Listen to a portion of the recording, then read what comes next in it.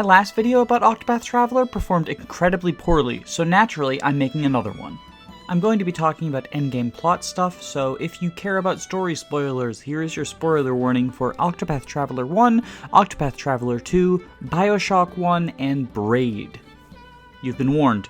Okay, so when Octopath Traveler 1 came out, the most common complaint that I heard was that the 8 stories were completely disconnected from each other, and almost felt like there was no reason for the 8 characters to be with each other.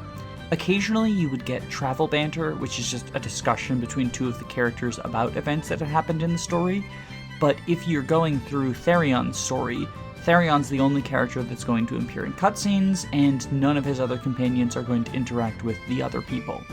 In fact, the story almost treats it as if Therion is there alone. I can understand why some people would have a problem with this, but I actually kind of liked it.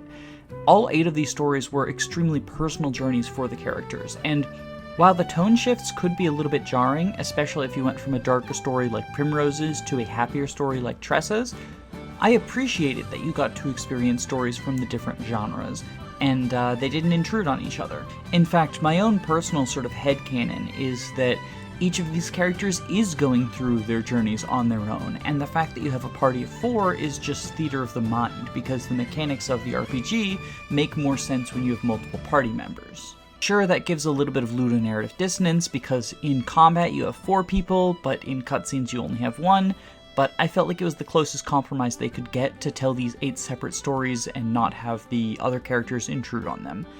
After all, there really wouldn't be much point to bringing a happy-go-lucky merchant on your solitary dark quest for revenge.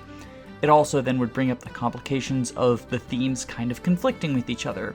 Both Oberic and Primrose have quests for revenge, but they end very differently, with Primrose deciding sometimes you gotta go and killing the person she's trying to get revenge on, but Oberic learning to forgive and understand the person he was seeking for revenge on, and instead fighting a bigger evil who was really the evil behind the downfall of both him and the person he was initially trying to get revenge on. The stories weren't 100% disconnected, however, and there were a few threads in everyone's stories who kind of linked together into an overall dark scheme, which is what the endgame was about.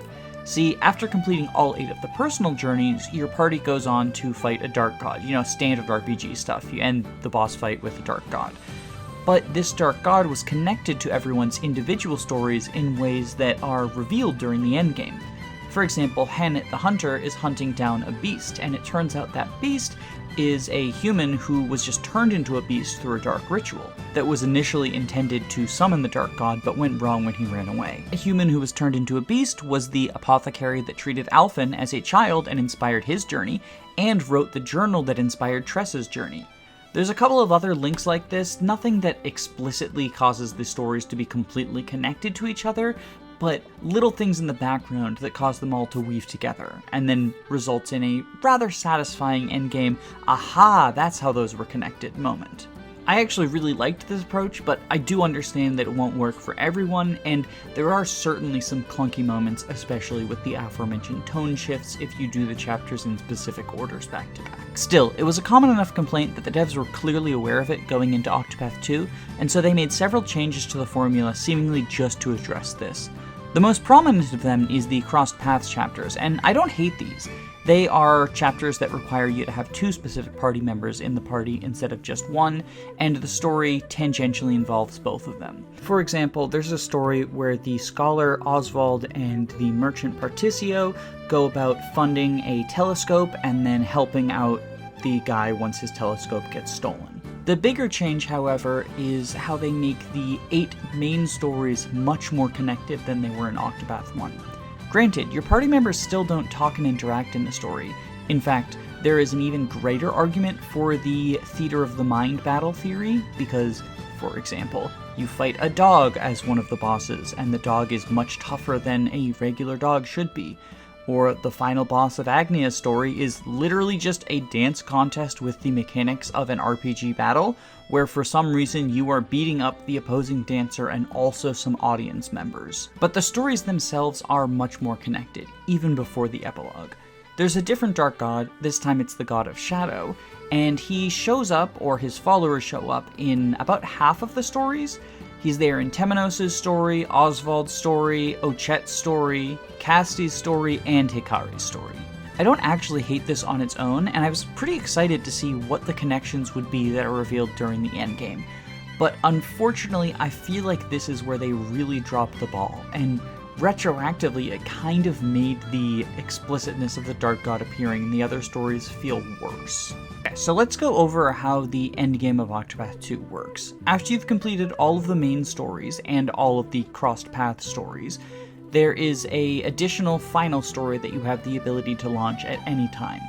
Once that story begins, the entire world is set to nighttime at all times because the God of Shadow has been revived. You're then given 4 different places that you need to go in order to restore some flames so that you can confront the God of Shadows and fight him and kill him. In each of these places, you'll get a little bit of a story beat that explains some of the conspiracy that's been ongoing to revive the God of Shadow. So I'm going to go ahead and walk you through my experience with this final story. In the first location that I went to, I was confronted by Mind. She's a priest who was a background character in Oswald's story. She was kind of his friend before he left, but he also found her pretty annoying. Anyway, it turns out she's evil. She was working for the Conspiracy of the Shadow, and she was actually the one pulling the strings behind the final boss of Oswald's campaign. I don't hate this on its own. Oswald's campaign was a mystery story. You solve the mystery, find out who the villain is, defeat them, but then it is strongly implied that someone was pulling the strings behind the villain. I figured that we would find out who's pulling the strings during the end quest, and we did. It seemed a little out of nowhere. There weren't really any hints that Mind was evil during the main campaign. She came off as a little creepy during a letter that she wrote in Chapter 3, but other than that, it just seemed to be pulled out of nowhere, and I don't super like that for twist villains. In my opinion, a good twist villain is someone who, once it's revealed that they're evil, it recontextualizes their actions throughout the story. For example, Tim in Braid being a creep kind of recontextualizes everything with him seeking out that girl. Similarly, in BioShock, when you learn that your friend Atlas is actually Frank Fontaine, it recontextualizes the different tasks he's been having you go on and everything that he's set you up for. In general, I don't think there's many examples of good twist villains, but if you're going to make there be a twist villain, at the very least have it be something that a astute viewer or watcher or player could have picked up on, or that recontextualizes actions in the past. That way, on a repeat watch, playthrough, read, whatever, you can appreciate the different actions and how, aha, I see it in a separate light now. Okay, but fine, let's move on. I go to the second place and I start finding journal fragments of someone who wanted to be a newspaper seller. I immediately start getting red flags because this journal is revealing that this person is also part of the conspiracy to raise the shadow thingy whatever. And there's a comic relief character in Partitio's story who was a news reporter or scrivener.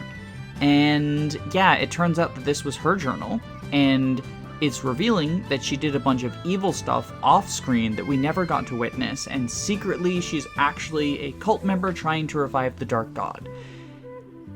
And that just felt really forced and out of nowhere.